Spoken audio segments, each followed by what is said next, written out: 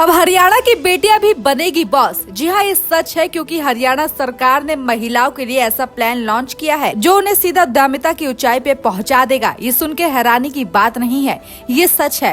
इस योजना का नाम है मातृ शक्ति उद्यमिता योजना। अगर उम्र 18 से 60 साल के बीच की है, परिवार की सालाना आमदनी 5 लाख से कम है और दिल में कुछ बड़ा करने की आग है, तो सैनी सरकार आपको बैंक से पूरे 5 लाख का दमदार लोन दे रही है, वो भी बिना ब्याज की टेंशन के। इतना ही नहीं, अगर समय पर किस्त चुकाई तो हरियाणा महिला विकास निगम सीधे 7% का ब्याज माफ कर देगा, यानी लोन भी मिलेगा और आपकी टेंशन भी आधी। इस बीच सैनी सरकार ने सरकारी कर्मचारियों और शहीदों के परिवारों के लिए एक अहम फैसला लिया है। सीएम सैनी की अध्यक्षता में हुई कैबिनेट की बैठक में तय किया गया है कि किसी भी सरकारी कर्मचारी की मृत्यु होने पर उनके परिजन 2 साल तक सरकारी आवास में रह सकेंगे और हाउस रेंट अनाउंस भी होगा। साथ ही 8 शहीदों के आश्रितों को अनुकंपा आधारित नौकरी दी जाएगी। शहीदों के बच्चों के लिए विशेष छात्रवृत्ति योजना की मंजूरी मिली है, जिसमें क्लास 6ठी से लेकर 12वीं तक 60,000 रूपए, ग्रेजुएशन के लिए 72,000 रूपए सालाना दिए जाएंगे।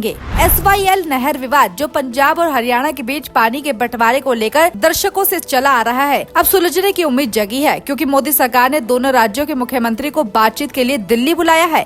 खबर है कि 10 जुलाई को आपस में होने वाली बैठक में केंद्रीय जल शक्ति मंत्री CR पाटिल खुद मध्यस्थता करेंगे। पहले भी कई बार बातचीत नाकाम रही, लेकिन अब सुप्रीम कोर्ट के निर्देशों के बाद केंद्र ने भी सख्ती दिखाई है। जनता को उम्मीद है कि ये बैठक पानी के झगड़े को खत्म कर दोनों राज्यों को न्याय दिलाएगी। CET छात्रों के लिए एक बड़ी खबर सामने आई है। दरअसल हरियाणा में ग्रुप C पदों के लिए होने वाली CET को लेकर छात्रों के मन में जो असमंजस था, उस पर मुख्यमंत्री नायब सिंह सैनी ने विराम लगा दिया है। उन्होंने साफ कहा है कि CET रजिस्ट्रेशन पोर्टल पे अब दोबारा नहीं खोला जाएगा। हालांकि जिन छात्रों ने आवेदन तो किया था, लेकिन समय पे अपनी आरक्षित श्रेणी से जुड़े प्रमाण पत्र अपलोड नहीं कर सके, उन्हें परीक्षा के बाद डॉक्यूमेंट जमा कराने का मौका मिलेगा। इस फैसले से कई छात्रों को राहत मिली है, लेकिन जिन उम्मीदवारों ने रजिस्ट्रेशन ही नहीं किए, वे अब हाई कोर्ट की शरण में पहुंच गए हैं। हरियाणा के कैबिनेट मंत्री अनिल विज का पारा उस वक्त चढ़ गया जब वो अपने पैर के CT स्कैन के लिए अंबाला छावनी के सिविल अस्पताल पहुंचे।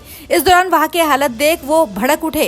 अस्पताल में ना तो एयर कंडीशन चल रहे थे और न ही एक्सरे की रील मौजूद थी। गर्मी में मरीज परेशान थे और बुनियादी सुविधाओं के अभाव साफ दिख रहा था। मंत्री विज ने तुरंत अस्पताल प्रशासन को लताड़ लगाते हुए सख्त लहजे में कहा कि जांच करवाऊंगा, छोड़ूंगा नहीं, जो जिम्मेदार है सबको टांगूंगा। हरियाणा का नूह प्रशासन इन दिनों फुल एक्शन मोड पे है और अवैध खनन करने वालों पर प्रशासन ने टेढ़ी नजर कर ली है, जिसने खनन माफियों में हड़कंप मचा दिया है। नूह के उपायुक्त विश्राम कुमार मीना ने साफ कहा है कि अवैध खनन किसी भी हालत में बर्दाश्त नहीं होगा। उन्होंने खनन विभाग और पुलिस को सख्त कार्रवाई के निर्देश दिए हैं। इस बीच हिसार में बनी एग्रीकल्चर यूनिवर्सिटी में बड़ा हंगामा देखने को मिला। छात्रों ने आरोप लगाया कि यूनिवर्सिटी ने शुक्रवार तक हॉस्टल खाली करने को कहा था, लेकिन वार्डन ने अचानक ही गुरुवार रात को बाहर निकलने को कहा। उन्हें ना तो खाना मिला, ना ही पानी। इस पर छात्र भड़क गई और नारेबाजी करने लगी। ये विवाद छात्रवृत्ति बढ़ाने की मांग से जुड़ा है, जिस पर पहले भी झड़प हो चुकी है। अब इस मुद्दे पे विपक्षी नेता अभय चौटाला और रणदीप सुरजेवाला ने सरकार से सवाल पूछे हैं।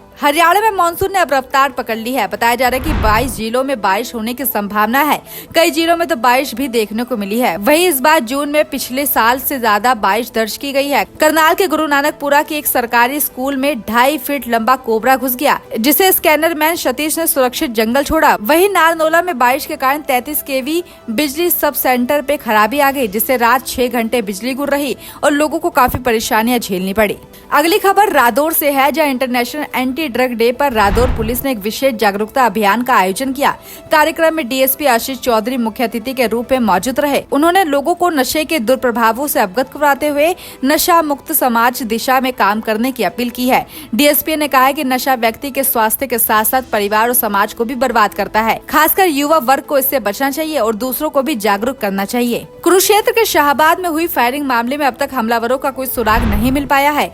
ये फायरिंग कुख्यात कौशल चौधरी गैंग से जुड़ी हुई बताई जा रही है। पुलिस की 7 टीमें अभी जांच कर रही है। इसी रात पंजाब के गुरदासपुर के गैंगस्टर जग्गू भगवानपुरिया की मां और बॉडीगार्ड की भी हत्या हो गई। इस वारदात की जिम्मेदारी भी कौशल गैंग और प्रभु दासूवाला ने ली है।